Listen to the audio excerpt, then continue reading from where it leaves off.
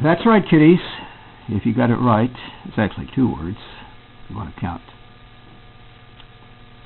A as a word, a divorce. That's what threw him around the bend. So put that in your pipe and smoke it. But he was a very tough guy,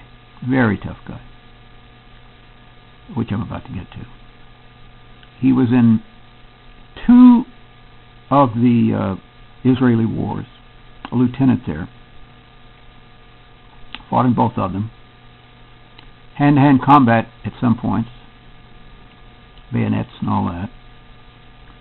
And he said the hardest part for him of that whole thing was, because he was a lieutenant, was having to write letters and visit to homes of his comrades who had died in the war. But to show you what kind of a person he was, he had come back to his house after the either during the separation or I guess it was during the separation, and he found his wife with this other guy at the breakfast table, and I don't know exactly what led to it, but he picks the guy up and threw him through a plate glass window there in the house. So he was not anybody to fool with. You got him on the wrong side. As I say, looking at David, he's kind of a skinny guy. You'd never guess him with that kind of capable of that kind of violence. But he certainly was. And one occasion, which is I'm getting to now, he to show you that, and it completely fooled me. He hadn't shown up for either a day or 2 days. No calls, no nothing.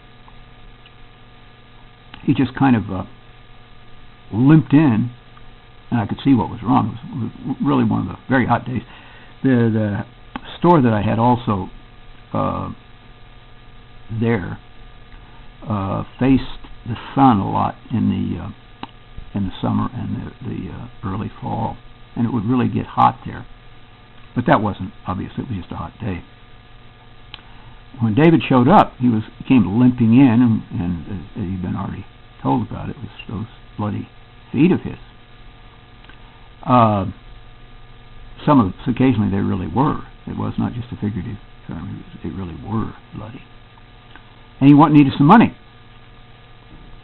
$50, which in 1982, 83 was a little bit more than it is now. And so sure, but he hadn't shaved, and but I could see that he was coming off a drunk, and I could see that something was amiss. He just wasn't quite himself. And I said, "What's happened, David?"